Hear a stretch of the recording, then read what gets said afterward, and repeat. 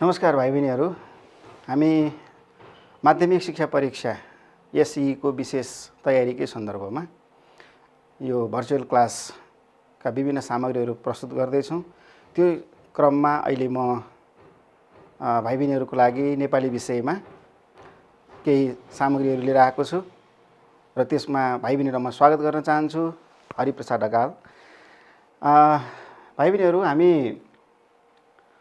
आज माध्यमिक शिक्षा परीक्षामा सोधिने प्रश्नहरूको सन्दर्भमा नेपाली विषयमा चाहिँ तार्किक प्रश्नोत्तरको मैले केही सामग्रीहरू लिएर आएको छु। तार्किक प्रश्न भाइ बहिनीलाई थाहा छँदैछ कि प्रश्न नम्बर 16 मा चाहिँ यसको प्रश्नहरू सोधिन्छ। 4 अङ्कको यसको अङ्कभार रहन्छ र यसमा विभिन्न कथा अथवा रूपक भन्ने मतलब अब नाटक भयो, मनोवाद भयो, यस्ता खालका पाठहरूबाट चाहिँ विभिन्न किसिमका पात्र अथवा चरित्र अथवा सन्दर्भ, घटना, परिवेश, दृश्य यस्ता किसिमका कुराहरूमा तर्क राखेर उत्तर लेख्नुपर्ने खालको प्रश्नहरू सोधिन्छ। त्यसको हुनाले हामीले यो एउटा अनिवार्य प्रश्न हो। यो चाहिँ ऐच्छिक प्रश्न छैन, अनिवार्य प्रश्न हो। प्रश्न नम्बर 16 मा आउने त्यसको लागि कसरी लेख्दाखेरि बढीभन्दा बढी अङ्क प्राप्त गर्न सकिन्छ भन्ने कुरामा म विद्यार्थी भाइ बहिनीहरूको ध्यान आकर्षण गराउन चाहन्छु, फोकस गराउन चाहन्छु। सबभन्दा पहिला त भाइ बहिनीहरूले थाहा पाउनुपर्ने कुरा के छ भन्दाखेरि तार्किक उत्तर भनेको के हो र यो कसरी लेखिन्छ भन्ने कुरा थाहा पाउनु पर्यो। तार्किक उत्तर के हो, कसरी लेखिन्छ भन्ने कुरा थाहा नभइकन हामीले त्यो उत्तरहरू लेख्नलाई गाह्रो हुन्छ। जस्तो यहाँ स्लाइडमा हेर्नु होला, जस्तै कुनै पनि समस्यालाई आफ्नो विवेक, पूर्वज्ञान, अनुभव आदिमा केन्द्रित भएर, याद गर्नु होला है, आफ्नो विवेक, पूर्वज्ञान, अनुभव आदिमा केन्द्रित भएर विभिन्न विद्वानहरूका भनाइ, विचार एवं विभिन्न उदाहरण, तथ्य आदिका आधारमा दिइने खँदिलो प्रस्तुतिलाई नै तर्क भन्न सकिन्छ र यस्ता तर्कको आधारमा लेखिने उत्तर नै तार्किक उत्तर हो। यहाँनिर धेरै भाइ बहिनीहरूको उत्तरहरू हामीले परीक्षणहरू गर्दाखेरि के देख्छौँ भन्दाखेरि तार्किक उत्तर लेख्दाखेरि पाठको कुनै अंशबाट त सोधिन्छ, त्यो स्वाभाविकै हो। पात्रलाई फोकस गरिएला अथवा कुनै चाहिँ घटनालाई फोकस गरिएला प्रश्न सोध्ने क्रममा त भाइ बहिनीले लेख्दाखेरि के त भन्दा त्यसमा मात्रै नै केन्द्रित भएर लेखिदिने त्यो किसिमको चाहिँ उपयुक्त हुँदैन। जस्तै भन्न खोजेको मानिलिउँ लक्ष्मी पूजा कथाको मैले प्रसङ्ग यहाँनिर एउटा सानो प्रसङ्ग राखौँ। त्यहाँ चाहिँ लक्ष्मी पूजा चाहिँ कथाअनुसार जस्तो लालले चाहिँ लक्ष्मी पूजा कसरी गर्यो अथवा गर्न सक्यो त्यसको चाहिँ आफ्नो तर्कसहित लेख्नुहोस् भन्ने खालको कुरा, अथवा त्यो चाहिँ लक्ष्मी पूजा कथामा चाहिँ जुवा तास खेलेका प्रसङ्गहरू राख्नु के ठिक हो त भन्ने खालका कुराहरू सोध्न सकिन्छ प्रश्न सोद्धाखेरिको क्रममा। त कथामा कथाकारले जुवा तास खेलेको, लङ्गुर बुर्जा खेलाएको त्यस्ता खालका प्रसङ्गहरू राख्नु ठिक हो, आफ्नो चाहिँ तर्कसहित उत्तर लेख्नुहोस् भनेर भन्यो भने अब हामीले त्यो कथामा यस्तो छ उस्तो छ भनेर त्यहाँको कथानकको मात्रै, घटनाको मात्रै बयान गर्ने कुरा होइन। त्यो के कारणले कथाकारले त्यो चाहिँ दृश्यहरू, त्यो चाहिँ कुराहरू, त्यहाँ चाहिँ घटनाहरू राखिएको अवस्था छ त त्यो कुरालाई हामीले फोकस गर्नुपर्छ भन्नु खोज्छ। त्यसको लागि आफ्नो विवेक, पूर्वज्ञान, अनुभव, जस्तै कथाले के भन्न खोजेको छ त त्यतातिर हामीले ध्यान दिनु पर्यो। त्यतातिर हाम्रो चाहिँ ध्यान गएन भने हामीले त्यो उत्तरलाई चाहिँ न्याय गर्न सक्दैनौँ। त्यसो भएको हुनाले तर्क राखेर उत्तर लेख्नु पर्यो। तर्क राखेर लेखिने उत्तर नै तार्किक उत्तर भएको हुनाले तर्कको आधारमा उत्तरको प्रस्तुति हुनुपर्छ। तर्क भन्ने बित्तिकै त्यसमा विवेक, पूर्वज्ञान, अनुभव अथवा कोही कसैको भनाइ, विचार, विभिन्न उदाहरण, तथ्य यो चाहिँ त्यसमा आउनुपर्छ। त्यत्तिकै काल्पनिक रूपमा अथवा एक प्रकारले भन्छ नि यो हावाको भरमा उत्तर लेख्ने भने जस्तो तरिकाले आजभोलिको कतिपय भाइ बहिनीहरूको फेरि एउटा फेसन जस्तै खालको हुन्छ कि जेपिटी भन्ने शब्द प्रयोग गर्दैन। जेपिटी अर्थात् जे पाए त्यही, म त जेपिटी लेख्दिनँ हो भन्ने, त्यसो होइन। जे पाए त्यही लेखेको भरमा त हामीले अङ्क कसरी प्राप्त गर्न सक्छौँ? हाम्रो उद्देश्य भनेको त बढीभन्दा बढी अङ्क प्राप्त गर्नु नै हो। त्यसको लागि त्यसको सैद्धान्तिक पक्षलाई हेर्नु पर्यो, त्यसको व्यवहारिक पक्षलाई हेर्नु पर्यो, त्यसमा के कुरालाई चाहिँ अपेक्षा गरिएको छ त्यो कुरालाई हेर्नु पर्यो। र तार्किक उत्तर लेखनको शैली सिक्नु पूर्व तार्किक प्रश्न के कस्तो किसिमले सोध्न सकिन्छ भन्नेतिर पनि जानकारी लिनुपर्छ है। कस्ता किसिमका प्रश्नहरू सोधिन्छन् भन्ने कुरा थाहा नभइकन कसरी उत्तर लेख्ने भन्ने कुरा पनि हामीले बुझ्न गाह्रो पर्छ। त्यसो भएको हुनाले पहिला प्रश्नहरूतिर हामीले ध्यान दिन आवश्यक छ। त्यतातिरै म भाइ बहिनीको ध्यान आकर्षण गराउन चाहन्छु। जस्तै तार्किक उत्तर लेखनका लागि प्रश्नहरू निम्न किसिमले सोध्न सकिन्छ। अब यो प्रश्नहरू सोध्ने क्रममा विभिन्न आधारमा रहेर सोधिएको हुन्छ। जस्तो चरित्रको सम्बन्धमा भन्ने मतलब चरित्र चित्रणका कुराहरू सोध्न सकिन्छ। भन्न खोजेको जस्तै प्रत्यागमन कथाको पात्र शोभाको चरित्र चित्रण गर्नुहोस् अथवा उनको चरित्र कस्तो छ तर्कसहित उत्तर लेख्नुहोस् भन्ने खालको प्रश्नहरू भयो भने त्यो पात्रलाई चरित्रको रूपमा हेर्नु पर्यो है। यहाँनिर भाइ बहिनीहरूलाई म के चाहिँ सम्झाउन चाहन्छु भने पात्र चरित्र भनेको हेर्दाखेरि उस्तै लाग्न सक्छ तर अलिकति फरक कुरा है। जस्तै पात्र के हो चरित्र के हो। मानिलिउँ टीका एकाङ्की मैले यहाँनिर सम्झाउन चाहेँ। त्यहाँ चाहिँ के छ त भन्दाखेरि जस्तै आमै भनेको छ, सुन्तली भनेको छ, कमानसिंह भनेको छ, कालु भनेको छ। यिनीहरू चाहिँ के हुन् त पात्र हुन्। त्यो एकाङ्कीमा प्रयोग भएका पात्रहरू जुन व्यक्तिहरू छन्। जस्तो अघि लक्ष्मीपूजा कथाको मैले कुरा गरेँ, त्यहाँ चाहिँ लालको कुरा छ, मानको कुरा छ, प्रेमको कुरा छ, लालकी आमाको कुरा छ, सिपाही दाईको कुरा छ। यी चाहिँ के हुन् त भन्दाखेरि पात्रहरू हुन्। त्यो पात्र र चरित्र भनेको चाहिँ कस्तो भन्दाखेरि त्यो पात्रले निर्वाह गरेको भूमिका, उसले कस्तो खालको भूमिका निर्वाह गरेको छ त त्यो कथामा अथवा त्यो पाठमा, कथा अथवा रूपक विधा अन्तर्गत कुनै पनि विधाहरू हुनसक्छ। त्यो पाठमा सम्बन्धित पाठमा त्यो पात्रले कस्तो भूमिका निर्वाह गरेको छ त्यो त्यसको चरित्र हुन आउँछ। सुन्तली टीका एकाङ्कीको सन्दर्भमा सुन्तली भनेको पात्र हो, उसले निर्वाह गरेको भूमिका चाहिँ उसको चरित्र हो। जन्मभूमि कथामा लक्ष्मण विभीषण हनुमान राम सुग्रीव आदि इत्यादिको कुराहरू छ त ती चाहिँ पात्र हुन् भने तिनले निर्वाह गरेको भूमिका चाहिँ त्यहाँको चरित्र हो। त्यसो हुनाले चरित्रलाई पहिला बुझ्नुपर्छ। पात्र प्रयोग गरिएको व्यक्ति हुनसक्छ, त्यहाँ कुनै नामको रूपमा सङ्केत भएको हुन्छ, व्यक्तिको व्यक्तिगत नामको रूपमा आइराखेको हुन्छ, कहिलेकाहीँ समूह पनि आइदिन्छ है पात्रको रूपमा। त त्यस्तो अवस्थामा त्यो पात्रले निर्वाह गरेको भूमिका, उसले कस्तो खालको भूमिका राख्छ त, अर्थात् उसको विचार कस्तो देखिन्छ, उसले कस्तो किसिमको सन्देश बोकेको देखिन्छ, उसको भाषाशैली कस्तो खालको देखिन्छ, ती सबै कुराहरू चाहिँ समग्र रूपमा आउँदाखेरि के त भन्दा चरित्रको रूपमा आउँछ। त्यसो हुनाले चरित्रको चित्रण गर्दाखेरि हामीले चरित्रलाई पहिला चिन्नु पर्यो। चरित्र चिनिएन भने चित्रण गर्न सकिँदैन। प्रत्यागमन कथाको मैले अघि उदाहरण दिएको थिएँ शोभाको कुरा। प्रत्यागमन कथाको शोभा उनको चरित्र लेख्नु पर्यो भनेदेखि त्यो कथानकतिर हामीले त्यहाँ ध्यान त दिनै पर्छ। जस्तै शोभाले रामलाई बिचरा त्यो 1.5 वर्षको उमेरको बच्चादेखिबाट उसलाई चाहिँ आफ्नै छोरा सरह पालिन्, हुर्काइन्, बढाइन् मात्र होइन राम्रोसँग पढाइन् पनि। त्यो कुरा कसरी त्यहाँ सङ्केत गरिएको छ भन्ने कुरालाई पनि हामीले एकदम ध्यान दिनुपर्छ यस्तो लेख्दाखेरि। जस्तै त्यो कथामा प्रत्यागमन कथामा के लेखेको छ भने रामुले 22 वर्षको उमेरमा चाहिँ प्रथम श्रेणीमा एमएससी चाहिँ उत्तीर्ण गरे भन्ने सन्दर्भ राखिएको छ। त त्यसरी हेर्दाखेरि एउटा टुहुरो बच्चालाई हुर्काउने बढाउने मात्रै नभइकन राम्रोसँग पढाएको भन्ने कुरा बुझ्नुपर्छ। किनभने 22 वर्षको उमेरमा एमएससी पास गर्नु भनेको अहिले नै पनि हामीलाई सामान्य कुरा होइन भने त्यो पात्रलाई उनले कसरी तयार गरिन्। एकातिर आफ्नो सौतेनी देवर, त्यहाँमाथि आफ्नै छोरो छोरा उनले चाहिँ बढाएकी छन् पढाएकी छन् भने पछाडि त्यो कुरालाई हामीले के त भन्दा उनको त्यो चरित्रमा रहेको उदारता, चरित्रमा रहेको एउटा सहृदयता, मातृत्व भाव हैन, त्यो अभिभावकत्वपन, त्यो सबै किसिमका कुराहरू त्यहाँ झल्किन्छ त्यो प्रसङ्गबाट। त्यसो हुनाले पात्रको कुराहरूलाई आधार मानेर हामीले चरित्रको कुरा लेख्न सक्छौँ। चरित्रको कुरा, चरित्र चित्रणका प्रसङ्गबाट हामीले चाहिँ प्रश्नहरू पाउन सक्छौँ। त्यो प्रश्नको उत्तर लेख्ने क्रममा हामीले पहिला चरित्रलाई चिन्नुपर्छ। मैले भन्न खोजेको कुरा चाहिँ त्यसो। चरित्रलाई चिनेनौँ भने हामीले चरित्रको चित्रण गर्नै सक्दैनौँ। चित्रणको तात्पर्य के त भन्दा यो शब्द चित्रमा उतार्नु पर्यो, अरू किसिमको चित्रमा नभइकन शब्द चित्र अर्थात् शब्दको रूपमा त्यसलाई चाहिँ व्याख्यान गर्नु पर्यो। शोभा यस्ती त्यस्ती आदि इत्यादि कुराहरू गर्नु पर्यो। त्यो गर्ने क्रममा फेरि पनि आफ्नो विवेक, आफ्नो ज्ञान, पूर्वज्ञान, अनुभव, विभिन्न किसिमको चाहिँ भनाइ मन्तव्य यस्ता खालका कुराहरूलाई चाहिँ ध्यान दिनुपर्छ। त्यस्तै गरेर कहिलेकाहीँ के सोधिन्छ भने जस्तै चरित्रको तुलनाका कुराहरू पनि सोधिन्छ। तुलना गर्नु पर्दाखेरि तुलना भन्ने बित्तिकै कम्तीमा 2टा चाहिँ चरित्रहरू, त्यहाँ पात्रहरूको चरित्रको कुराहरू आउँछ।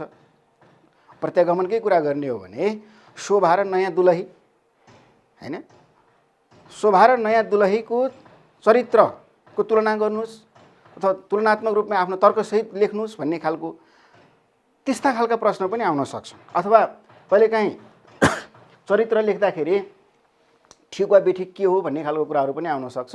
यो पनि एक प्रकारको भन्नुपर्दाखेरि त्यो चरित्रलाई नबुझिकन लेख्न सकिँदैन। तुलना गर्ने क्रममा पनि हामीले त्यो ठिक बेठिक चिन्नै पर्छ। ठिक बेठिक चिनेनौँ भने हामीले तुलना गर्नै सक्दैनौँ हैन। जस्तै जन्मभूमि कथाको पात्र लक्ष्मण र विभीषण दुईटा त्यहाँ पात्रहरू छन्। एउटा चाहिँ रामको भाइ, अर्को चाहिँ रावणको भाइ।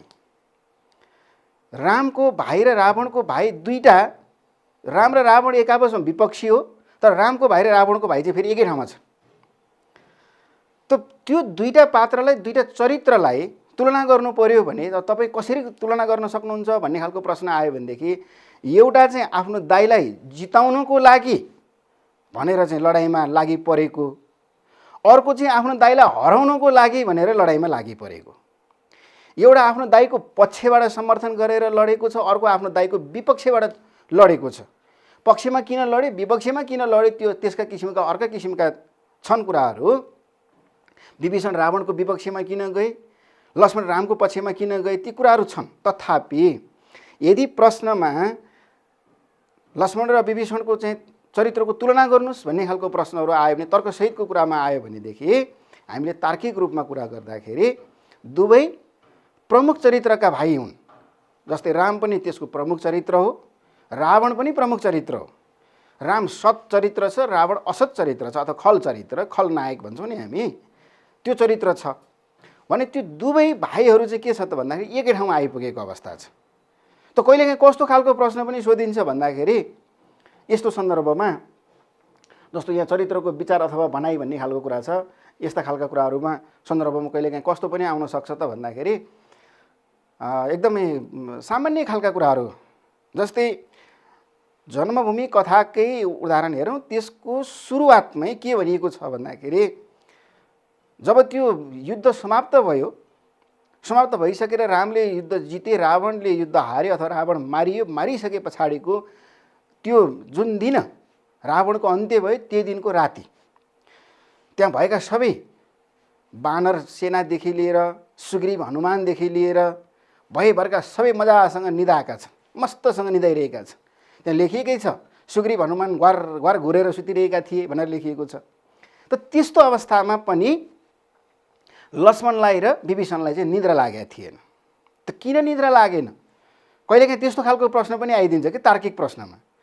सबै युद्ध समाप्त भइसकेर सबै चाहिँ सेनाहरू अथवा त्यहाँ भएका लडाकाहरू जो जति थिए युद्धमा खटिएका, ती सबैलाई चाहिँ मजासँग मस्त निद्रा लाग्नु र लक्ष्मण र विभीषणलाई चाहिँ निद्रा नलाग्नुको कारण के हो, त्यसको तर्कसहित लेख्नुहोस् भन्ने खालको कहिलेकाहीँ यस्ता किसिमका प्रश्न पनि सोधिन्छन्।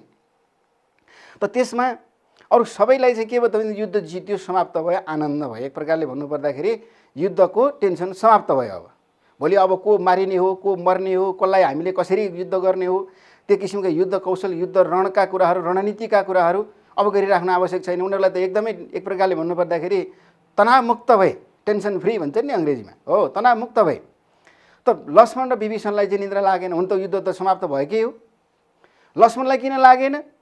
एक प्रकारले भन्नुपर्दा जितको खुसियालीमा यत्रो सङ्घर्ष गरेर यस्तो किसिमले चाहिँ हामीले चाहिँ दुःख गरेर यहाँसम्म आउनु पर्यो र पनि हामीले युद्ध जित्यौँ भन्ने खाले एउटा खुसियालीले निद्रा लागेन लक्ष्मणलाई। विभीषणलाई किन लागेन भने एक प्रकारले चिन्ताले निद्रा लागेन। किनभने त्यहाँ त अब आफ्नै दाजु मारिएको छ, आफ्नै कारणले गर्दाखेरि भोलि दुनियाँले के भन्ला, अब मलाई आफ्नो चाहिँ वंशको चाहिँ विनाशक भन्ला, कुलद्रोही भन्ला, वंशद्रोही भन्ला, राष्ट्रद्रोही भन्ला हैन। दाजुदेखि लिएर भतिजादेखि लिएर सबै मारिएका छन्। भए जति सबै चाहिँ के त भन्दाखेरि लङ्काको चाहिँ रावणका पक्षका धेरैभन्दा धेरै चाहिँ क्षति भएको छ। त्यहाँ त्यसको चाहिँ कारक तत्त्वको रूपमा आफूलाई उदाहरणको रूपमा चित्रण गरिदिए भनेदेखि भोलि चाहिँ आफूलाई कलङ्क हुनसक्छ, त्यो चिन्ता पनि हुनसक्छ कि। त्यसो भएको हुनाले ती कुराहरूतिर जे सङ्केत गरिएको छ त्यो सङ्केत गरिएका कुरातिर चाहिँ हामीले कुराहरू लेख्नुपर्छ, उत्तरको रूपमा लेख्नुपर्छ। चरित्र ठिक कि बेठिक भन्ने कुराहरूमा कहिलेकाहीँ त्यस्तो खालको प्रश्न पनि आइदिन्छ कि फलानुको चरित्र चाहिँ तपाईँलाई ठिक लाग्छ कि बेठिक लाग्छ, किन ठिक लाग्छ अथवा किन बेठिक लाग्छ, त्यो किसिमको हुनसक्छ हैन। त्यस्तो किसिमको स्थिति पनि आउन सक्छ। जस्तै हामी अन्तिम पाठको कुरा गरौँ, माउजङ बाबु साहेबको कोट भन्ने कथा छ, भवानी भिक्षुले लेखेको। त्यो माउजङ बाबु साहेबको कोट भन्ने कथामा चाहिँ बाबु साहेबको कोटलाई प्रतीक बनाएर लेखेको कथा हो। त्यो प्रतीकात्मक कथा हो, एउटा मनोवैज्ञानिक कथा पनि हो, ऐतिहासिक अथवा राजनीतिक मनोविज्ञानमा आधारित कथा छ त्यो। त त्यसमा जस्तै बाबु साहेबको कोटको चाहिँ त्यो खल्दी च्यातिनु, बाहुला उद्रिनु, यी जुन प्रसङ्गहरू उल्लेख गरिएका छन्, त्यसबाट दिन खोजेको सङ्केत के, अथवा त्यो प्रसङ्ग दिनु ठिक हो कि बेठिक हो कि, कस्तो किसिमको हो, त्यो समय सन्दर्भ मिल्ने हो कि नमिल्ने हो कि भन्ने खालका यस्ता खालका प्रश्नहरू पनि, यस्ता खालका जिज्ञासाहरू पनि आउन सक्छ। त कहिलेकाहीँ कस्तो हुन्छ भन्दा जस्तै चरित्रमाथि आफ्नो भूमिका निर्वाह, चरित्रबाटै सोधिने अर्को प्रश्न यस्तो खालको पनि हुनसक्छ। भन्नु खोजेको कस्तो भन्दाखेरि फेरि पनि हामी यता लक्ष्मी पूजा कथाको नै स्मरण गरौँ। लक्ष्मी पूजा कथाको पात्र लालको ठाउँमा यदि तपाईँ हुनुभएको भए के गर्नुहुन्थ्यो हैन, यस्ता खालका प्रश्न आउँछ कहिलेकाहीँ। त लक्ष्मी पूजा कथाको पात्र लालको ठाउँमा तपाईँ हुनुभएको के गर्नुहुन्थ्यो भनेको तात्पर्य के त भन्दाखेरि अब त्यो चरित्रको बारेमा, त्यसमाथि त्यस उप आफ्नो भूमिकालाई आफू भए चाहिँ के गरिन्थ्यो भन्ने खालको कुरामा आफ्नो भूमिकाको कुरा लेख्दाखेरि चाहिँ त्यो चरित्रको एउटा चाहिँ पक्ष कस्तो छ त, उसको असल पक्ष छ, खराब पक्ष छ, कस्तो किसिमको चरित्र छ, त्यो कुरालाई हामीले एकदमै ख्याल गर्नुपर्छ। त्यतिकै त त्यो भूमिका चाहिँ हामीले चाहिँ उल्लेख गर्न सक्दैनौँ। कहिलेकाहीँ त्यस्ता किसिमका प्रश्नहरू आइदिन्छन् कि जस्तै फेरि पनि प्रत्यागमन कथालाई सम्झिन चाहे। प्रत्यागमन कथाको पात्र रामुको ठाउँमा तपाईँ हुनुभएको भए के गर्नुहुन्थ्यो, तर्कसहित उत्तर लेख्नुहोस् भन्यो भने रामुले गरेका उसका असल कर्तव्य के छन्, खराब कर्तव्य के छन् कि छैनन्, पहिला त्यो केलाउनु पर्यो। केलाएर अनि उत्तर लेख्ने हो। त्यसो भएको हुनाले यो सोध्न सकिने कुरामा जस्तो चरित्रमाथि आफ्नो भूमिका निर्वाहका कुरा सोध्न सकिन्छ, चरित्रबाटै तपाईँ भए के गर्नुहुन्थ्यो भन्ने खालको कुरा हो। त्यो चरित्रको असल अथवा खराब पक्ष हैन, जस्तै शोभाको चाहिँ असल पक्ष के हो अथवा खराब पक्ष के थियो कि थिएन, अथवा निर्मल चन्द्रको चाहिँ खराब पक्ष के हो, निर्मल चन्द्रको असल पक्ष के हो, निर्मल चन्द्रका कमजोरी के थिए, यस्ता खालका प्रश्नहरू सोध्न सकिन्छ। असल अथवा खराब पक्ष के छन् कि छैनन् भन्ने खालको कुराहरूमा पनि ध्यान पुर्याउनुपर्छ। त्यस्तै चरित्रको विचार अथवा भनाइतिर पनि कहिलेकाहीँ ध्यान केन्द्रित गराएर प्रश्न सोध्न सकिन्छ। जस्तै टीका एकाङ्कीमा त्यहाँ आमै भन्ने पात्र छन्। टीका एकाङ्कीको आमैले त्यो चाहिँ अब विदेशबाट भनौँ न एक प्रकारले परदेशबाट बल्ल तल्ल दसैँको टीकाको दिनमा आइपुगेको आफ्नो छोरा कमान सिंहलाई के भनेकी छन् भन्दाखेरि बाबु अब चाहिँ विदेशमा जानु ठिक छैन, आफ्नै देशमा बस्नुपर्छ भन्ने कुरा सम्झाउनको लागि हैन हामीले चाहिँ आफ्नै देशमा चाहिँ बसेर काम गर्नुपर्छ भन्ने कुराहरू सम्झाइएको छ। त्यहाँ त्यो आमैको चरित्रले सम्झाएको त्यो विचार, त्यो भनाइ, आमैका भनाइहरू, अथवा त्यहाँ चाहिँ पैसाको चाहिँ बढी पैसाको लोभमा गएको होइन त त्यसो भए भन्ने खालको कुराहरू पनि त्यहाँ गरिएको छ हैन। जस्तै त्यहाँ कमान सिंहले जवाफ दिने क्रममा भनेको छ नि त, यहाँ नेपालमा कमाइयो भने 25 कमाइयो भने 25 को 25 हुन्छ, उता गएर कमाइयो भने 25 कमाइयो भने 40 हुन्छ भन्ने खालको उत्तर दिँदाखेरि त्यसो भए त बढी पैसाको लोभमा गएको होइनस् भन्ने खालको कुरा गरिएको छ। त्यो बढी पैसाको लोभमा विदेशिनु ठिक छ कि छैन भन्ने खालको कुराहरूतिर चाहिँ त्यो चरित्रको विचार अथवा भनाइतिर पनि कहिलेकाहीँ केन्द्रित गरेर प्रश्न सोध्न सकिन्छ।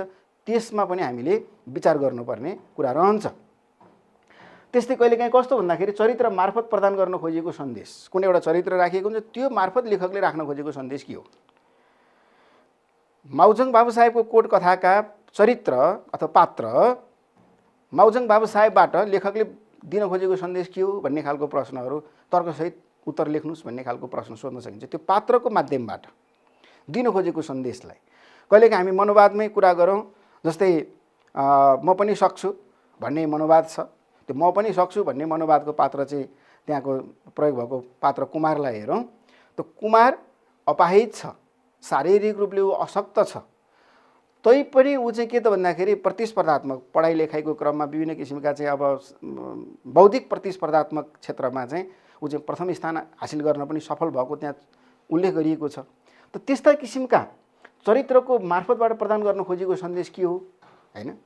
म पनि सक्छु मनोवादको चरित्र अथवा पात्र कुमारको माध्यमबाट प्रदान गर्न खोजेको सन्देश के हो भन्ने खालको तर्कहरू सहितको उत्तर लेख्नुहोस् भन्ने खालको प्रश्न आयो भने हामीले के त भन्दा त्यो चरित्र शारीरिक रूपले कमजोर भए पनि ऊ मानसिक अथवा बौद्धिक रूपले कमजोर छैन भन्ने खालको जुन देखाउन खोजिएको छ, त्योबाट हामीले के बुझ्न सक्छौँ भन्दाखेरि मान्छे शारीरिक रूपले कमजोर होला अथवा धन सम्पत्तिमा गरिबै छ कमजोर होला, तथापि पनि प्रतिभा अथवा मेहनत गर्यो भने आफ्नो प्रतिभाको माध्यमबाट मान्छेले चाहिँ के त भन्दाखेरि सफलता हासिल गर्न सक्छ, बौद्धिक रूपले सफलता हासिल गर्न सक्छ। बौद्धिक पक्ष भनेको कुरा धन सम्पत्तिसँग अथवा शारीरिक पक्षसँग जोडिने कुरा होइनन् भन्ने खालको कुराहरू।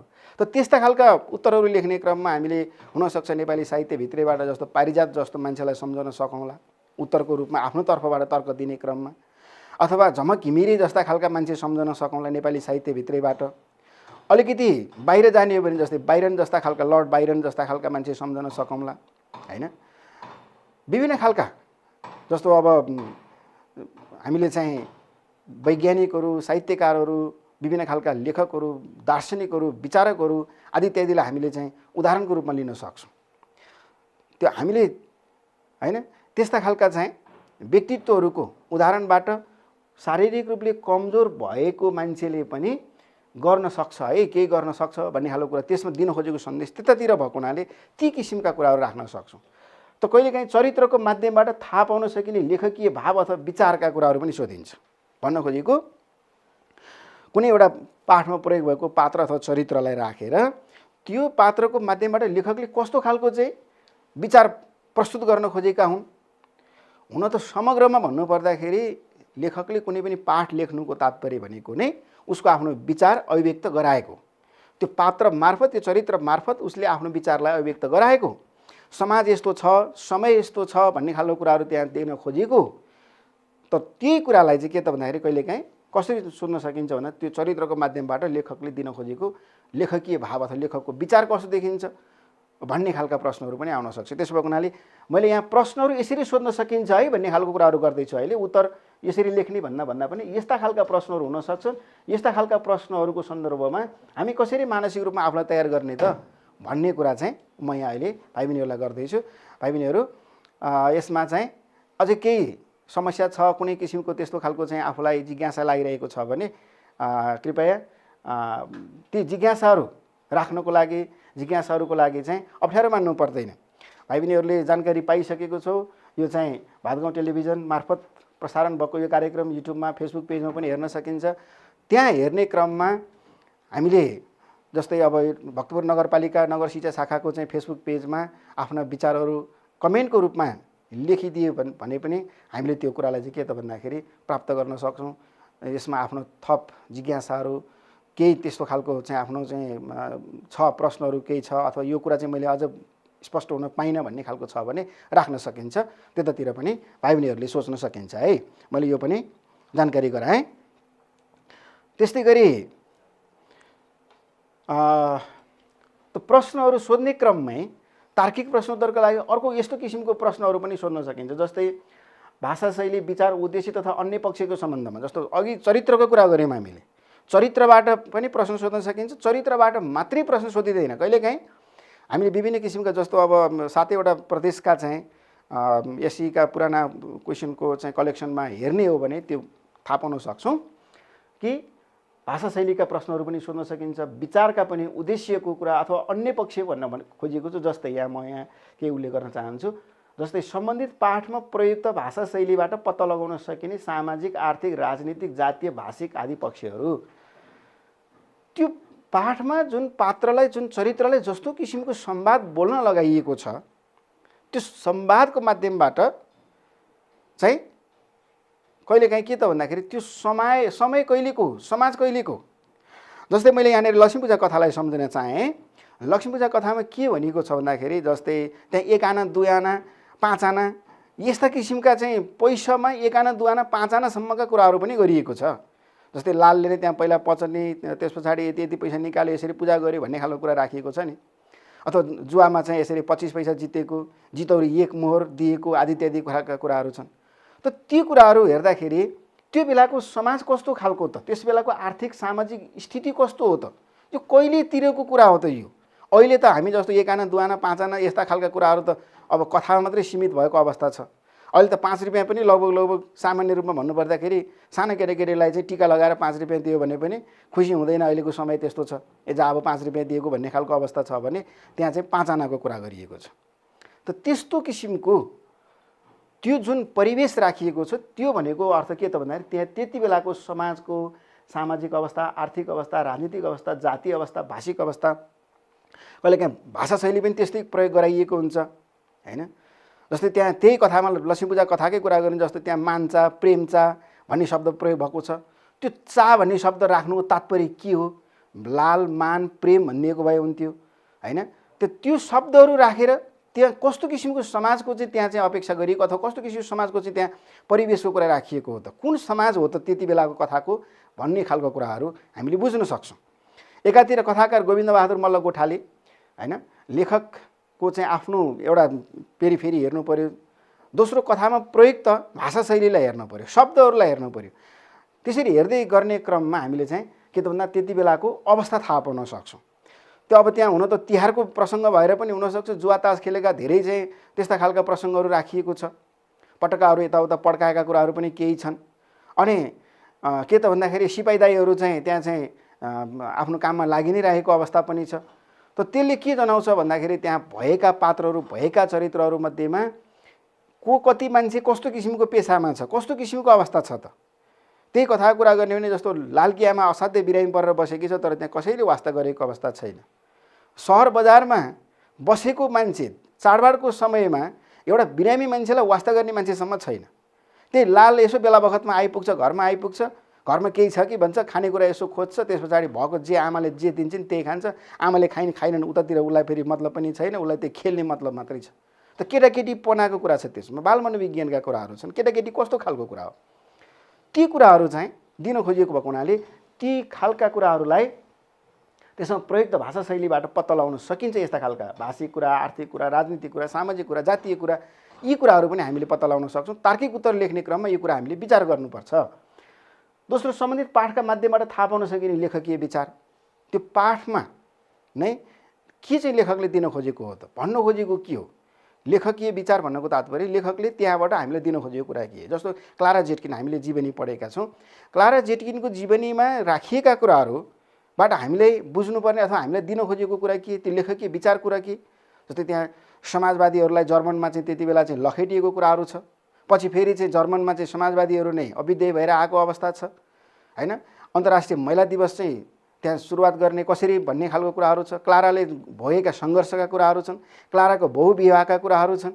यी सबै कुराहरूबाट के त भन्दाखेरि कस्तो किसिमको त्यो परिवेश त्यहाँ राख्न खोजिएको छ, त्यो पात्र राख्न खोजिएको। त क्लारा भनेको त यथार्थ पात्र हो, त्यो कुनै फेरि काल्पनिक कथाको पात्र जस्तो होइन।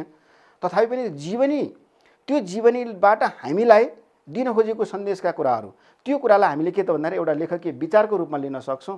कि जस्तो जर्मनमा तत्कालीन समयमा चाहिँ समाजवादीहरूलाई लखेट्नुको कारण के हो, अथवा उनीहरूमाथि प्रतिबन्ध गराउनुको कारण के हो, अथवा त्यो ठिक थियो कि थिएन भन्ने खालका कुराहरू पनि कहिलेकाहीँ के त भन्दाखेरि तर्कको रूपमा सोध्न सकिन्छ, है प्रश्नको रूपमा सोध्न सकिन्छ। त्यसो भएको हुनाले त्यो लेखकीय विचारतिर पनि ध्यानकृष्ट हुनु पर्यो। त्यहाँनिर के त भन्दाखेरि क्लाराप्रति सकारात्मक भावना राखेर त्यो जीवनी लेखिएको छ। क्लाराको नकारात्मक पक्षको कुरा लेखिएको होइन। बहुविवाह नै गरेको प्रसङ्गमै पनि क्लाराले 2 पल्ट विवाह गरिन्, तथापि पनि के त भन्दाखेरि उनको चरित्रमाथि चाहिँ प्रश्न उठाउन खोजिएको होइन। त्यो एउटा बाध्यताको उपज हो, अथवा त्यो किसिमको एउटा चाहिँ मानवीय आवश्यकता पनि यस्तो किसिमको पनि हो, यस्तोमा बन्देज गर्नुहुन्न भन्ने किसिमका कुराहरू पनि त्यहाँ राख्न खोजिएको हो। त्यसो भएको हुनाले ती किसिमका विचारहरूलाई पनि हेर्नुपर्छ। सम्बन्धित पाठको उद्देश्य, कहिलेकाहीँ उद्देश्यसँग सम्बन्धित राखेर गर्न सकिन्छ, प्रश्न सोध्न सकिन्छ हैन। प्रत्यागमन कथाको चाहिँ उद्देश्य कस्तो खालको छ, अथवा त्यसमा प्रयोग भएको यथार्थवाद जुन हामीले भनेका छौँ नि, गुरुप्रसाद मैनालीको एउटा चाहिँ लेखकीय विचारमा, लेखकीय सिद्धान्तको कुरा गर्नुपर्दाखेरि गुरुप्रसाद मैनाली भनेको नेपाली कथा साहित्यका प्रथम आधुनिक कथाकार, यथार्थवादी सामाजिक कथाकार भनेका छौँ। त त्यो वादको कुराहरू, त्यो सिद्धान्तको कुराहरू सँगसँगै के देखिन्छ भन्दाखेरि त्यसको उद्देश्य, त्यसमा आदर्शोन्मुखता छ कि छैन, त्यसमा यथार्थता छ कि छैन, अथवा त्यसमा चाहिँ सामाजिकपन छ कि छैन, सामाजिक पक्ष छ कि छैन, त्योबाट चाहिँ दिन खोजेको त्यसको उद्देश्य कतातिर लक्षित हो, ती खालका कुराहरू पनि सोध्न सकिने प्रश्नहरूको रूपमा रहे। सम्बन्धित पाठबाट थाहा पाउन सकिने परिवेश अथवा भूगोल अथवा समयका कुराहरू, परिवेश भनेपछि जहिले पनि दुईटा कुरालाई एकदम ख्याल गर्नुपर्छ। एउटा चाहिँ स्थानको कुरा, एउटा चाहिँ समयको कुरा, कहिलेको कुरा हो, कहाँको कुरा हो भन्ने खालको कुरा। मैले अघि पनि भनिसकेँ लक्ष्मी पूजा कथाको सन्दर्भमा त्यो 1 आना 2 आना 5 आनाका खालका कुराहरू आउने भनेको अहिलेभन्दा धेरै वर्ष अगाडिको कुरा हो। त्यो समयको हिसाबले हेर्दाखेरि नि त्यसो हो। त्यो भूगोलको कुरा गर्दाखेरि त्यहाँ चाहिँ प्रयोग भएका शब्दहरू त्यसले के जनाउँछ भन्दाखेरि बजार, सहर बजार, विशेष गरेर नेवारहरू बस्ती बढी भएको ठाउँ जस्तो मानिन्छ। भूगोल परिवेशका कुराहरू भए। त्यस्तै सम्बन्धित पाठमा प्रयुक्त भावको व्यवहारिक पक्ष कहिलेकाहीँ अलिकति के त भन्दाखेरि हामी अदृश्य पाराका कुराहरू भन्छौँ कि पाठहरू पढ्दाखेरि कतिपय कुराहरू सादृश्य हुन्छन्, देखिने खालका जस्तो हुन्छ, त कतिपय अलिकति लुकेका कुराहरू सोधिन्छ। पाठमा सरस्वती पढ्दा देखिँदैन अथवा भेटिँदैन, तर चाहिँ त्यो पाठमा त्यस्ता खालका भावको रूपमा लुकेर रहेका कुराहरू पनि हुन सक्छन्। ती कुराहरू पनि कहिलेकाहीँ हामीले सोध्न सक्छौँ अथवा त्यो किसिमका प्रश्नहरूको रूपमा आउन सक्छ। जस्तै हाम्रो समाजको एउटा विश्वास कस्तो खालको छ भन्दाखेरि कतिपय कुराहरूमा अब विश्वास, अन्धविश्वास त्यसलाई कसरी मान्ने। जस्तै टीका एकाङ्कीमा आमैले अब त्यो कमान सिंह चाहिँ आइपुगेन भनेर चिन्ता मानेको अवस्था, सुन्तलीले पनि त्यसै गरी चिन्ता मानेको अवस्थामा कालुले चाहिँ के छ भन्दा पिङ खेल्दै गरेको अवस्थामा त्यहाँ पिङ खेल्दै गर्दा उसले के भन्छ भन्दाखेरि जस्तै अब ऊ चाहिँ आइपुगेन भनेर आमैले भनिराखेको अवस्थामा आउँदै होलान्, उकालो चढ्दै होलान् भनेर उसले त्यो बोलेको संवादमा त्यहाँ आमै के भन्छन् भन्दाखेरि तेरो मुखमा चाहिँ गाईको दुध भात जाओस्। अनि सुन्तली भन्छन् बालकको चाहिँ मुखमा चाहिँ डाँक बसेको हुन्छ भन्छन्। त लक्षण यस्तो खालको लक्षण छ भन्ने खालको कुराहरू पनि हाम्रो समाजले के त भन्दाखेरि विश्वास गरिएका कुराहरू। कहिलेकाहीँ त्यस्ता खालका भावबाट कालुले आउँदै होलान्, उकालो चढ्दै होलान् भनेर बोलिएको संवादमा सुन्तलीले चाहिँ बालकको मुखमा डाँक बसेको हुन्छ भन्छन् भनेर बोलिएको संवाद छ। त्यो संवादले चाहिँ दिन खोजेको भाव के हो अथवा नेपाली समाजको चाहिँ कुरा के हो हैन, अथवा कस्तो किसिमको चाहिँ अवस्थालाई चाहिँ समाजको चाहिँ सांस्कृतिक पक्षलाई अथवा विश्वासको पक्षलाई कसरी उतार्न खोजिएको छ भन्ने खालका कुराहरू पनि कहिलेकाहीँ तर्कको रूपमा सोध्न सकिन्छ, सोधिएको पनि पाइन्छ। त्यसो हुनाले त्यस्ता खालका कुराहरू कहिलेकाहीँ यसो हेर्दाखेरि झिना मसिना जस्ता कुराहरू हुन्छन्, त्यस्तै खालका कुराहरूबाट पनि कुरा उठान गरेर प्रश्नहरू सोध्न सकिन्छ। उता लक्ष्मी पूजा कथामै पनि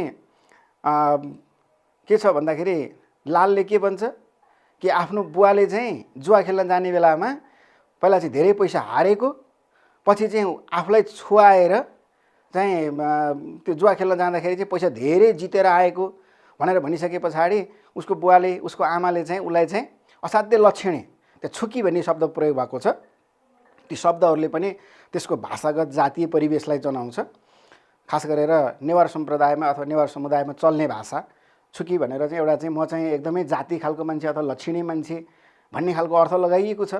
त्यसैले म साह्रै छुकी छु रे अथवा म चाहिँ साह्रै लक्षणको छु रे, मलाई छोएर त्यसरी चाहिँ पैसा लिएर गए पछाडि हाम्रो बाले चाहिँ धेरै पैसा जितेर आएका थिए रे भन्ने खालको सन्दर्भ पनि राखिएको छ। त्यो मान्छेलाई छोएर लाँदैमा कोही छुकी अथवा अछुकी हुने खालका कुराहरू त होइनन्, अथवा लक्षिणी अलक्षिणी भन्ने खालका कुरा त होइन।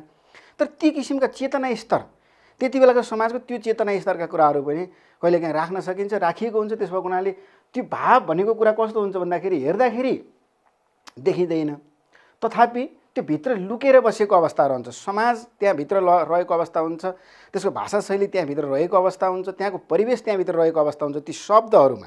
त्यसकारण त्यस्ता खालका कुराहरू पनि कहिलेकाहीँ सोध्न सकिन्छ। त्यस्तै कहिलेकाहीँ सम्बन्धित पाठमा रहेको मानव चेतना र मानसिक पक्ष, मानव चेतना अथवा दया माया जस्ता कुराहरू के छन्, गरिबहरूप्रति वर्गीय रूपमा कस्तो किसिमको चाहिँ त्यहाँ सोचाइ राखिएको छ। जस्तै माउजङ बाबु साहेबको कोट भन्ने कथाको कुरा गर्ने हो भने बाबु साहेबले राजनीतिक परिवर्तन 2007 सालको राजनीतिक परिवर्तन भइसके पछाडि नै पनि जब देशमा प्रजातान्त्रिक सरकार गठन भइसके पछाडि नेपालगञ्जको एउटा कार्यक्रममा जाँदाखेरि मन्त्रीको चाहिँ आगमन हुने, मन्त्रीको आगमन हुने कार्यक्रममा आफू चाहिँ मन्त्रीलाई स्वागत गर्न जानुपर्ने सन्दर्भमा पनि उसले मन्त्रीलाई स्वीकार त गर्यो, तर के छ त भन्दाखेरि खुसी साथ स्वीकार गरेको अवस्था छैन। उसले चाहिँ बाध्यात्मक रूपले मन्त्रीको स्वागत गर्न जानु परेको अवस्था र त्यो बेलामा गर्मी बेलामा नेपालगञ्ज जस्तो ठाउँमा जाँदाखेरि पनि माउजङ बाबु साहेब चाहिँ त्यहाँ चाहिँ के त भन्दाखेरि त्यो कोट लगाएरै गएका प्रसङ्गका कुराहरू राखिएको छ। यसो हेर्दाखेरि यो मान्छे यस्तो बेलामा किन यसरी आयो भन्ने खालका मान्छेले हेर्ने मान्छेले देख्ने मान्छेले बाटोमा हेर्ने मान्छेले त्यस्तो खालको भनाइहरू राखेका कुराहरू समेत राखिएको छ। त त्यसले त्यो प्रसङ्गले त्यो के किसिमको मानसिक पक्ष अथवा मानव चेतनाका कुरा राख्न खोजेको छ त भन्दाखेरि राजनीतिक परिवर्तन देशमा भइसके पनि माउजङ बाबुसाहेब जस्ता मान्छेहरूले स्वीकार गर्न नसकेको आफ्नै राजनीतिक ढङढङीलाई आफ्नै चाहिँ जुन एउटा चाहिँ जङ्गबहादुरले सञ्चालन गरेको 104 वर्ष चाहने निरङ्कुश शासन थियो त्यसैको निरन्तरतालाई नै आफूले अझै म शासनमै छु भन्ने कल्पना गरेका कुराहरू समेत त्यहाँ राखिएको छ। उसले आफूलाई परिवर्तन गराउन नचाहेको कुरा परिवर्तन गर्नलाई उसलाई असाध्यै कठिन परेका कुराहरू पनि राखिएको छ। त्यसो हुनाले कहिलेकाहीँ त्यो मानव चेतनाका कुराहरू उसका मानसिक पक्षसँग सम्बन्धित कुराहरू माउजङ बाबुसाहेबले नेपालगञ्जको कार्यक्रममा मन्त्रीजीलाई स्वागत गर्न जाने क्रममा खुला हृदयले स्वागत गर्न नसक्नुको कारण अथवा त्यो कार्यक्रम जाँदाखेरि कोट लगाएरै जानुको साङ्केतिक तात्पर्य के हो तर्कसहित उत्तर लेख्नुहोस् भन्ने खालको प्रश्नहरू आयो भने त्यस्ता खालका प्रश्नमा यो मानव चेतनाका कुराहरू मानसिक पक्षका कुराहरूलाई हामीले विचार पुर्याउनुपर्छ। त्यो विचार नपुर्याइकन हामीले त्यसको चाहिँ तर्कपूर्ण रूपमा उत्तर लेख्न सक्दैनौँ। त्यस्तै कहिलेकाहीँ के छ भन्दाखेरि ज्ञान विज्ञानसँगको तादम्यता अब प्रश्न राखिएको हुन्छ अथवा त्यो पाठमा राखिएको कुराहरू हुन्छ त्यसमा ज्ञान अथवा विज्ञानसँगको तादम्यता के छ त कस्तो किसिमको तादम्यता त्यहाँ राखिएको छ। जस्तै हामी थाङ्का चित्रकला भन्ने पाठलाई हेर्न सक्छौँ। थाङ्का चित्रकलामा थाङ्का लेख्ने कुराहरू जुन तरिकाले थाङ्का लेखिन्छ थाङ्का चित्रकला जसरी तयार गरिन्छ भनेर भनिएको छ त्यसमा चाहिँ सरेस बनाउने कुराहरू अनि जस्तो अब त्यहाँ सुरुमा चाहिँ स्केच गर्ने क्रममा जस्तो खाइबाले चाहिँ स्केच गराउने कुराहरू त्यो कुरा लेखिएको छ। त त्यसमा जस्तो अब सरेसमा चाहिँ जनावरको अथवा जीवजन्तुको छालादेखि लिएर सुनसम्म प्रयोग हुने कुराहरू राखिएको छ नि त त्यसले कस्तो किसिमको चाहिँ एउटा चित्रकलाको लागि सहयोग गर्न सक्छ भन्ने कुरा। अर्को रूपमा त्यसको चाहिँ के छ भन्दाखेरि बहुउपयोगिताका कुराहरू जस्तै जनावरका छाला आदि इत्यादि भनेको छ कमेरो माटोको कुराहरू गरिएको छ। ती कुराहरू हाम्रो एउटा चाहिँ स्थानीय रूपमा कति प्राप्त हुन सक्छन् उत्पादन हुन सक्छन् कति हामीले बाहिरी बजारबाट खपत गर्नुपर्ने हुन्छ अथवा आयात गर्नुपर्ने हुन्छ ल्याउनु पर्ने हुन्छ झिकाउनु पर्ने हुन्छ ती किसिमका कुराहरूलाई समेत विचार गर्नुपर्ने कुरा छ। र चित्रकला लेखनको कुराहरू गर्दाखेरि हाम्रो चाहिँ परम्परागत रूपले कहिलेदेखिबाट कसरी सुरुवात हुँदै आयो खास गरेर चाहिँ तिब्बतीयन सम्प्रदायबाट चाहिँ नेपालमा चाहिँ त्यो भित्रिएको कुराहरू छ त्यो कुन रूपमा नेपालमा भित्रियो किन त्यसरी चाहिँ आयो तिब्बतीयन कला चाहिँ नेपालमा त्यसरी चाहिँ किन भित्र्याइयो यी किसिमका कुराहरू पनि हामीले त्यो सम्प्रदायसँग त्यहाँको भूगोलसँग त्यसको चाहिँ के त भन्दाखेरि तादम्यता राख्न सक्छौँ। त्यसो भएको हुनाले त्यो किसिमका कहिलेकाहीँ प्रश्नहरू पनि सोध्न सकिन्छन्। अथवा जस्तो हामीले पढेका छौँ डाक्टर सन्दुक रुहितको जीवनी डाक्टर रुहितको जीवनीसँग सम्बन्धित उसमा चाहिँ ज्ञान विज्ञानसँग तादम्य हुने गरेर त्यहाँ चाहिँ प्रश्नहरू पनि सोध्न सकिन्छ। जस्तै रुहितको चाहिँ आविष्कारको रूपमा इन्ट्राओकुलर लेन्सका कुराहरू छन् रुहिक्टेक्टोमीका कुराहरू छन् अनि उनकै नाममा चाहिँ एउटा आकाशीय चाहिँ एउटा चाहिँ के त भन्दाखेरि पिण्डको नाम राखिएको कुराहरू छ। त्यस्ता खालका कुराहरू रुहितलाई चाहिँ धरतीदेखि लिएर अन्तरिक्षसम्म चर्चित बनाइएको छ। अब त्यो प्रसङ्गबाट पनि कहिलेकाहीँ प्रश्नहरू सोध्न सकिन्छ। रोहित चाहिँ पृथ्वीमा मात्र होइन अन्तरिक्षमा समेत चाहिँ चर्चित छन् तर्कसहित उत्तर लेख्नुहोस् भन्ने खालको कुराहरू आयो भने हामीले त्यति बेलाको त्यो पाठसँग सम्बन्धित उनको जीवनी पढ्दाखेरिका ज्ञान विज्ञानसँग तादम्य हुने किसिमका उत्तरहरू चाहिँ हामीले तयार गर्नुपर्ने अवस्था रहन्छ। त्यसो हुनाले तर्कको रूपमा गर्दाखेरि म फेरि पनि अघिको स्लाइडमा फेरि जान चाहेँ। एउटा चरित्रको सम्बन्धमा प्रश्नहरू सोध्न सकिन्छ यस्ता किसिमका। अर्को चाहिँ के त भन्दाखेरि भाषा शैली विचार उद्देश्य अन्य पक्षसँग सम्बन्धित कुराहरू सोध्न सकिन्छ। यी दुवै पक्षसँग सम्बन्धित प्रश्नहरू आउँदाखेरि हामीले चाहिँ के त भन्दाखेरि उत्तर लेख्ने क्रममा त्यो सम्बन्धित पाठलाई त्यो सम्बन्धित विषयवस्तुलाई असाध्यै ध्यान पुर्याएर लेख्नुपर्ने हुन्छ। अब त्यसो भए उत्तर कसरी लेख्ने त यो त अहिलेसम्म प्रश्नहरू यसरी सोध्न सकिन्छ भन्ने खालको कुराहरू आयो भने अब त्यस्ता खालका प्रश्नहरू आउँदाखेरि उत्तर कसरी लेख्न सकिन्छ चरित्रसँग सम्बन्धित उत्तर लेखनमा हामीले के कस्तो गर्ने कसरी लेख्न सकिन्छ यो कुराहरू भाइ बहिनीहरू टिपोट पनि गर्दै जाँदा नै राम्रो हुन्छ। भ्याएसम्म टिपोट गर्दै जानु। जस्तै अब चरित्रको उपस्थिति कस्तो खालको छ भन्नको मतलब त्यो चरित्र वर्गगत हो कि व्यक्तिगत हो कस्तो छ त्यो कुरालाई हामीले थाहा पाउनु पर्यो। वर्गगत भन्नाले त्यसले कुनै समुदाय जनाउँछ कुनै चाहिँ एउटा चाहिँ के त भन्दाखेरि जातिलाई अथवा भाषिक क्षेत्रलाई, स्थानलाई, कुनै भूगोललाई अथवा धनी अथवा गरिब भन्ने जस्तो पक्षलाई जनाउँछ कि कुनै व्यक्ति मात्रै हो। जस्तै लक्ष्मीपूजा कथाको पात्र लालको कुरा गर्ने, लालको आमाको कुरा गर्ने भने ऊ व्यक्ति होइन, त्यहाँ वर्गगत कुरा हो। गरिबहरूको जिन्दगी यस्तो हुन्छ है, गरिबहरूले चाडबाड मनाउने क्रममा यस्तो किसिमको चाहिँ हन्डर खेप्नुपर्छ है भन्ने खालको कुरा छ। त्यो लाल भनेको त्यो एउटा व्यक्ति नभइकन वर्ग हो। माउजङ बाबु साहेबको कोटको कुरा गर्ने भनेदेखि बाबु साहेब जस्ता खालका मान्छेहरू के त भन्दाखेरि उनीहरूको एउटा चाहिँ त्यो ठुलो किसिमको चाहिँ के भन्छ घराना भन्छ नि, त्यो चाहिँ ठुलो खलकका कुराहरू, ठुलो वंशका कुराहरू गर्ने खालका कुराहरू हुन्छन्। त्यसको हुनाले त्यस्ता खालका पात्रले बोकेका कुराहरू के हुन्छन् त भन्दाखेरि वर्गगत कुराहरू रहन्छन्। जस्तै अब प्रत्यागमन कथामा नयाँ दुलहीको कुरा छ। नयाँ दुलहीको कुरा गर्दाखेरि चाहिँ त्यो नयाँ दुलही चाहिँ के त भन्दाखेरि वर्गगत भन्दा नि व्यक्तिगत खालकी छन्। कतिपय महिलाहरूको स्वभाव यस्तो हुन्छ है, घरमा चाहिँ अटेरी गर्ने खालको, माइतीको धाक लगाउने खालका, लोग्नेलाई भड्काउने खालका, घरमा चाहिँ अब देउरानी जेठानी अथवा चाहिँ यस्तो भनौँ न जेठाजु आदि इत्यादिसँग चाहिँ असाध्यै खराब व्यवहार गर्ने खालका, यस्ता खालका पनि चरित्रहरू हुन सक्छन्। यस्ता खालका चरित्र भएका आइमाईको कारणले गर्दाखेरि घर परिवार भताभुङ्ग हुनसक्छ है भन्ने खालको कुरा छ। त्यो नयाँ दुलही चाहिँ व्यक्तिगत चरित्र हो। सबै आइमाईहरू त्यस्तै हुन्छन् भन्न खोजेको होइन, सबै चाहिँ बुहारी मान्छे त्यस्ता हुन्छन् भन्न खोजेको होइन, तर कतिपय त्यस्ता हुन्छन्।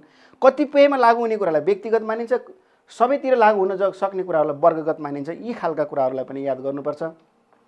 त्यो चरित्रको प्रधानतामा जस्तो मुख्य सहायक गौण कस्तो हो, कथा अथवा नाटक आदि इत्यादिमा सुरुदेखि अन्त्यसम्म त्यही चरित्र चाहिँ रहेको छ, उसको प्रमुख भूमिका छ भने त्यो मुख्य पात्र हुन्छ।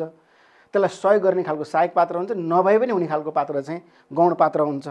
जस्तै हामीले टिका एकाइमा भन्नुपर्दाखेरि जस्तो आमै, सुन्तली, कमानसिंह, कालु, यो चारवटामा आमै र कमानसिंह चाहिँ मुख्य पात्रको रूपमा छन्, सुन्तली सहायक पात्रको रूपमा छ, कालु भनेको गौण पात्रको रूपमा प्रयोग भएको छ। त्यो कस्तो खालको छ, त्यसको चारित्रिकता कस्तो खालको छ, त्यो चरित्रको चारित्रिकता जस्तो असल हो कि खराब हो, ठिक हो कि बेठिक हो, कस्तो खालको छ त्यो पछि हेर्नु पर्यो।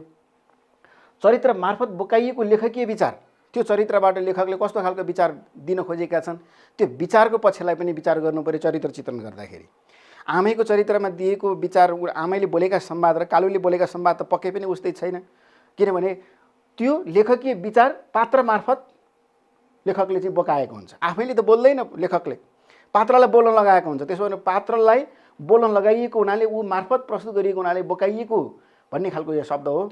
चरित्रमा रहेको चरित्र दोष अथवा त्यसबाट पर्न गएको असर, चरित्रको चाहिँ गल्ती, मिस्टेक के छ त, उसको गल्ती के छ त, उसको कमजोरी के छन्, त्यसले के असर पारेको छ।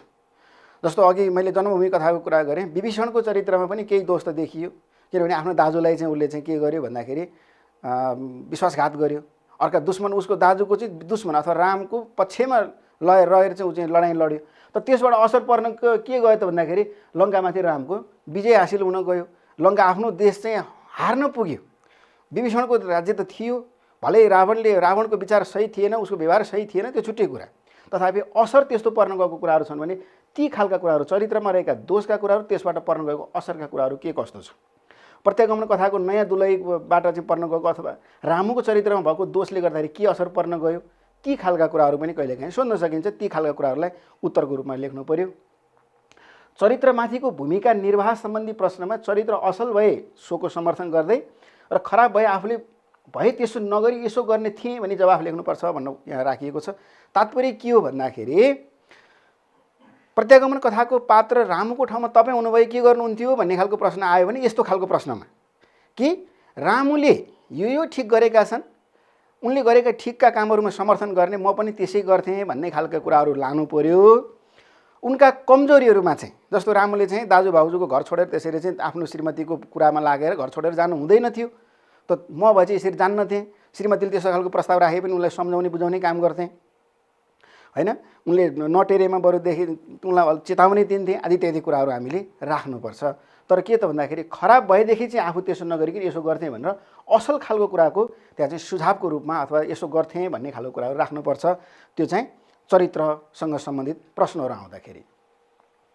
भाषा शैली, विचार अथवा अन्य पक्षसँग सम्बन्धित प्रश्नहरू आउँदाखेरि के त भन्दाखेरि मुख्य पात्र हो कि सहायक पात्र हो कि त्यो कुन पात्र मार्फत बोल्न लगाइएको संवाद हो, त्यसको आधारमा भाषा शैलीको कुरा लेख्नुपर्छ।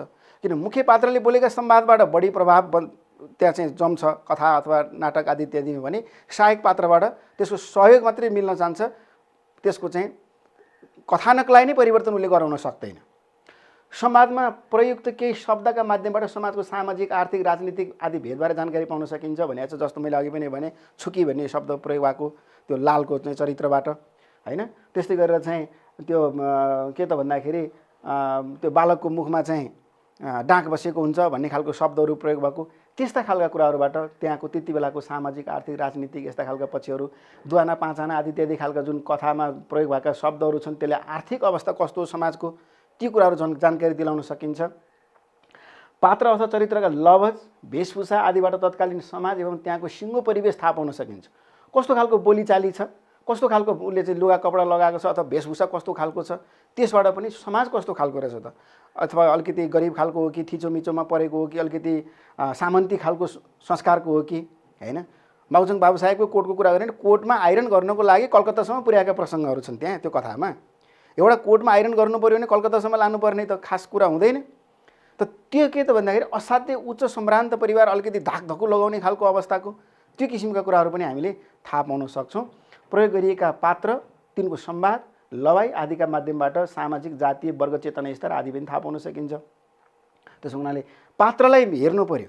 पात्रलाई चरित्रमा मैले अघि सुरुवातमै यहाँ भनेको छु पात्र र चरित्रको कुरा। पात्र र चरित्रमा रहेका भिन्नताका कुराहरूलाई पहिला विचार गर्नु पर्यो। त्यसबाट चाहिँ उसमा कस्तो तरिकाले त्यो भाव बोकाइएको छ त्यो कुरालाई हामीले हेर्न सक्यौँ भने मात्रै के त भन्दाखेरि यो चरित्र चित्रणका कुराहरू लेख्न सक्छौँ अथवा तर्कसहित लेख्न सक्छौँ। त अब तार्किक उत्तर लेख्दाखेरि अन्य विचारणीय पछि के छन् त भन्दाखेरि उत्तर लेख्दाखेरि केवल पाठमा रहेका कुरालाई मात्र नलेखे आफ्नो विचार पनि राख्नु पर्यो। अब भने छ तार्किक पाठमा यसो छ यसो छ यसो छ भनेर पाठको मात्रै त्यो पुनरावृत्ति गरे जस्तो खालको हैन, यो अङ्ग्रेजी शब्दमा भन्छ नि रिन्यारेसन भने जस्तो त्यो फेरि त्यही मात्रै जे छ त्यही मात्रै दोहोऱ्याउने त्यो होइन। त्यसमा आफ्नो विचार के हो त्यो पनि राख्नु पर्यो। दोधारे अथवा दुई अर्थी भाव जनाउने किसिमको उत्तर लेख्नु हुँदैन। अथवा पढ्ने मान्छेले यो भन्न खोजे के हो भनेर उसले गम्ने खालको होइन। आफूले लेखेको उत्तरमा स्पष्टता छ छैन सोको विचार पुर्याउनु पर्यो। स्पष्ट रूपमा आफ्नो भाव राख्नुपर्छ। तर्क भनेको नै आफ्नो विचार भएकाले पाठको प्रभावभन्दा आफ्नो विचारको प्रभावलाई माथि राख्नु पर्यो। अर्थात् पाठले जे विचार राखेको छ त्यो विचारभन्दा आफ्नो विचारमाथि आउनुपर्छ है भन्न खोजेको। तर्क राख्दाखेरि चाहिँ पाठको आधारमा राख्ने हो, तर पाठले राखेको विचारलाई आफ्नो विचारले चाहिँ ठ्याक्कै एक प्रकारले भन्नुपर्दाखेरि छोप्न सक्नु पर्यो। त्यो खोल हाले जस्तो कि कपडाहरूमा जस्तो तकियाहरूमा खोल हाले जस्तो तरिकाले राख्नु पर्यो। त्यो खोलभन्दा तकिया बाक्लो हुन्छ तथापि पनि खोल हालिसकेपछि त्यो चाहिँ झन् राम्रो देखिन्छ भने जस्तो खालको आफ्नो विचारले त्यसलाई ढकाउन सक्नु पर्यो। आफ्नो विचार स्पष्ट रूपमा राख्न सक्नुपर्छ। त्यो किसिमका कुराहरू छन्। र यो कुराहरू गर्दै मैले यहाँ नमुनाको रूपमा 3वटा प्रश्नहरू राखेको छु। यो 3वटा प्रश्नहरू भाइ बहिनीहरूले सार्नु होला।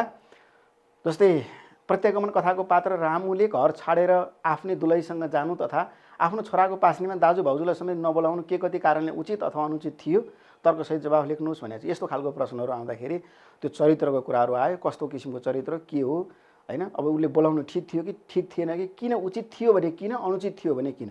त्यो यो उत्तर लेख्दाखेरि अलिकति के कुरा चाहिँ विचार गरौँ भने लेखकको भावनातिर विचार गरौँ है। लेखकले बोलाएको लेखकले बोकाएको विचारतिर ध्यान दिनुपर्छ भन्ने अघि पनि हामीले चर्चा गरिसक्यौँ। लेखकको विचार चाहिँ यस्तो खालको कुरालाई उचित मानेको छैन, अनुचितै मानेको छ है।